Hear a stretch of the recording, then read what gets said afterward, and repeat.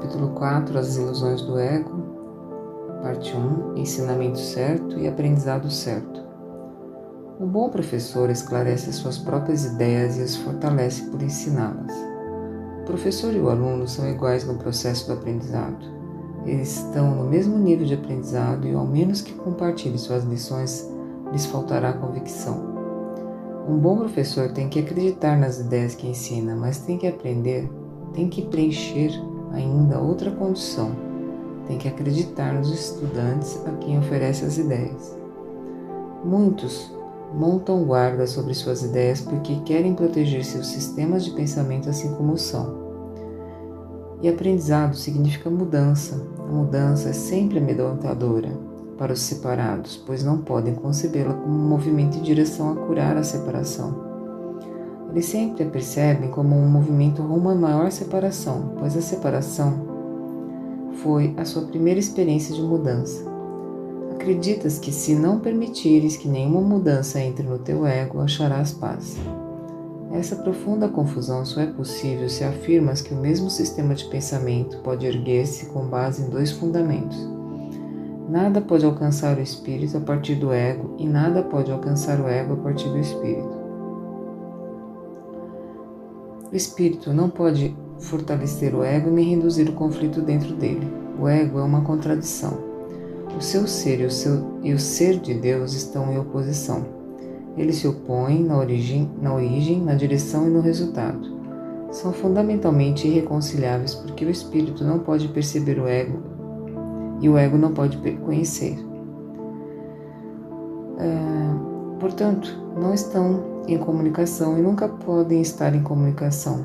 Apesar disso, o ego pode aprender mesmo que o seu fazedor possa ser guiado de forma equivocada. Ele não pode, no entanto, fazer da vida doada a total ausência de vida. O espírito não precisa ser ensinado, mas o ego tem que ser. O aprendizado é, em última instância, percebido como assustador porque conduz ao abandono e não à destruição do ego, à luz do espírito.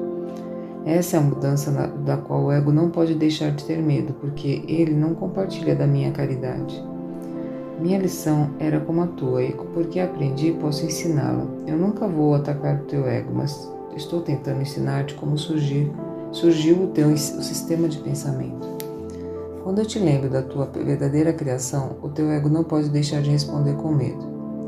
O ensino e o aprendizado são as tuas maiores forças agora, porque fazem com que sejas capaz de mudar a tua mente e ajudar outros a mudar as suas. Recusar-te a mudar a tua mente não vai provar que a separação não ocorreu. O sonhador que duvida da realidade do seu sonho enquanto ainda está sonhando não está realmente curando a sua mente dividida. Sonhas com um ego separado e acreditas em um mundo que se baseia nele. Isso é muito real para ti. Não podes desfazer isso sem mudar a tua mente a esse respeito. Se estiveres disposto a renunciar ao papel de guardião do teu sistema de pensamento e abri-lo para mim, eu o corrigirei muito gentilmente e te conduzirei de volta a Deus. Todo bom professor espera dar aos estudantes tanto do seu próprio aprendizado que um dia não mais necessitem dele. Essa é a única meta verdadeira do professor. É possível convencer o ego disso porque vai contra as leis que lhes são próprias. Mas lembra-te de que as leis são estabelecidas para proteger a continuidade do sistema no qual o legislador acredita. É natural para o ego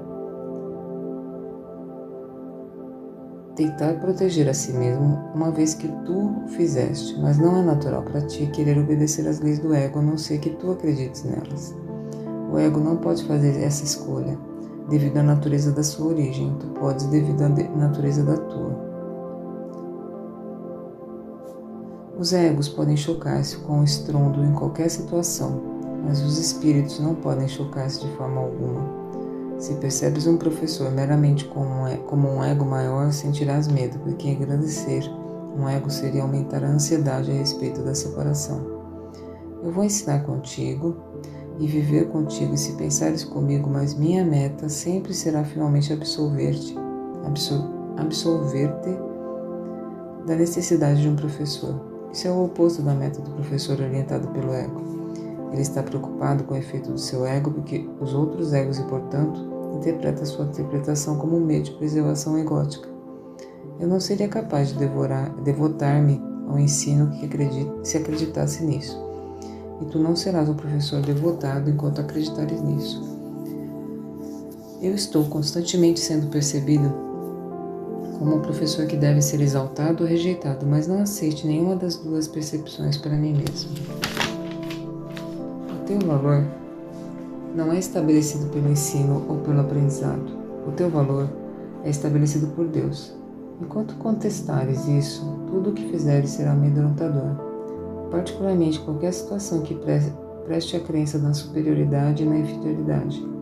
Os professores têm que ser pacientes e repetir lições até que elas sejam aprendidas. Eu estou disposto a fazer isso porque não tenho nenhum direito de estabelecer os limites do teu aprendizado para ti. Mais uma vez, nada do que executas, pensas, desejas ou fazes é necessário para estabelecer o teu valor. Esse ponto não é discutível, exceto em delusões. O teu ego nunca está em jogo porque Deus não o criou. O teu espírito nunca está em jogo porque ele o criou. Qualquer confusão nesse ponto é delusória e nenhuma forma de devoção é possível enquanto durar essa delusão. O ego tenta explorar todas as situações usando-as como forma de louvor para si mesmo, de modo a superar as suas próprias dúvidas. Ele permanecerá em dúvida enquanto acreditares na sua existência. Tu que o fizeste, não podes confiar no ego, porque na tua mente certa reconhece que ele não é real.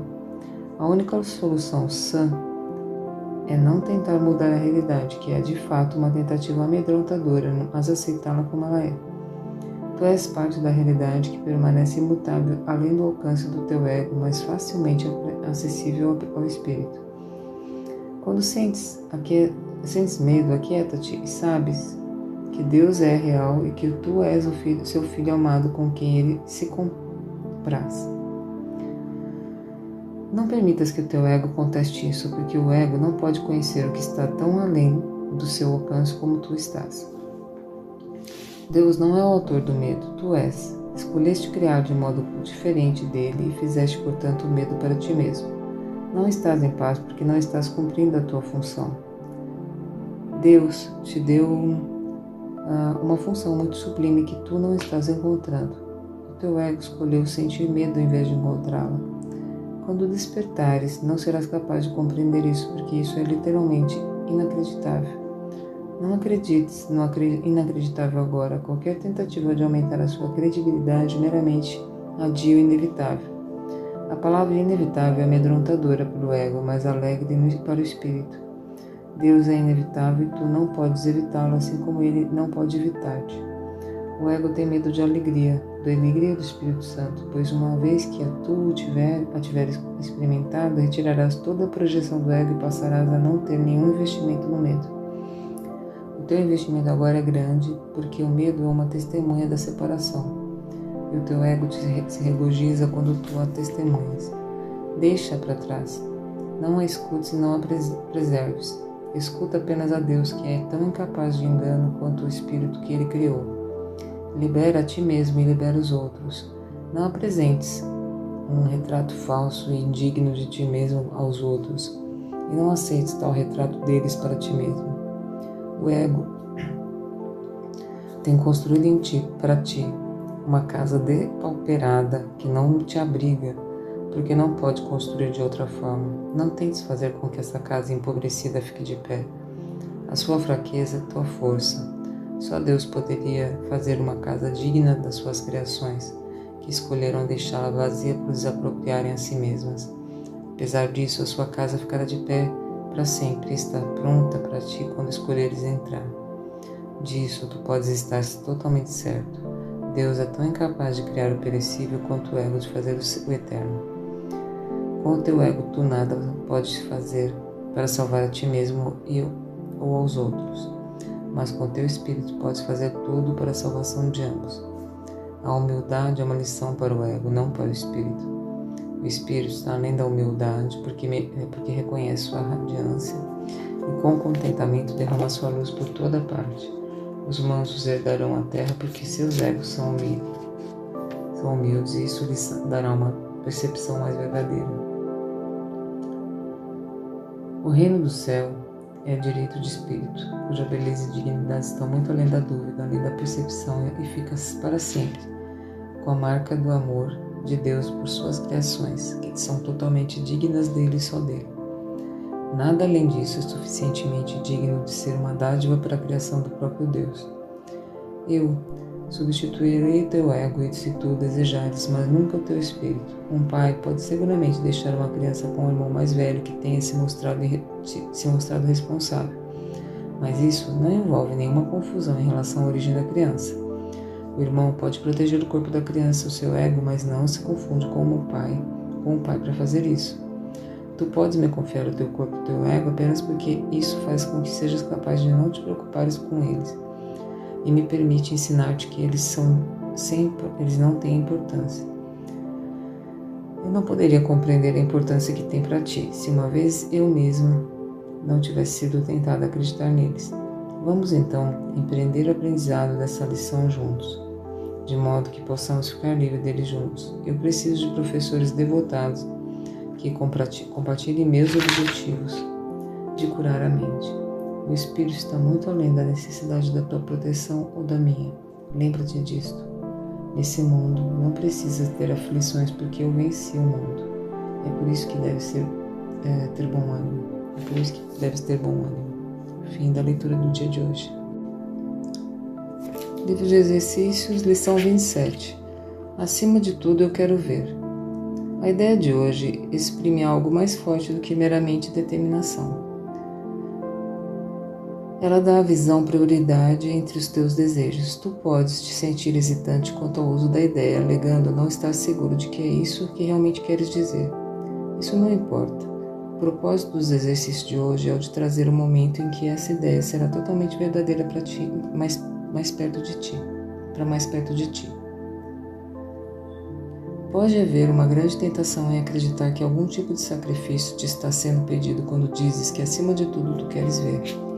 Se essa ausência de restrições te causar inquietação, acrescenta: a visão não custa nada a ninguém. Se o medo da perda ainda persistir, acrescenta mais isso: ela só pode abençoar. Para máximo aproveitamento, a ideia para o dia de hoje requer muitas repetições. Deve ser usada pelo menos a cada meia hora e mais a miúde se possível. Podes tentar praticá-la a cada 15 ou 20 minutos. É recomendável que ao acordares um pouco depois estabeleças um intervalo de tempo definido para o uso da ideia e te tentes aderir a isso ao longo do dia. Não será difícil fazer isso mesmo se estiveres ocupado conversando ou fazendo qualquer outra coisa no momento. Ainda assim, pode repetir uma frase curta para ti mesmo sem perturbar coisa alguma. A questão real é quantas vezes tu te lembrarás. Quanto queres que a ideia de hoje seja verdadeira? Responde a uma dessas questões e terás respondido a outra. Provavelmente omitirás várias aplicações, talvez um número bastante grande. Não te perturbes com isso, mas tenta manter o teu horário daí por diante. Se pelo menos uma vez durante o dia sentires que foste totalmente sincero ao repetir a ideia de hoje, podes ter certeza que te poupaste a ti mesmo muitos anos de esforço. Fim da leitura do dia de hoje.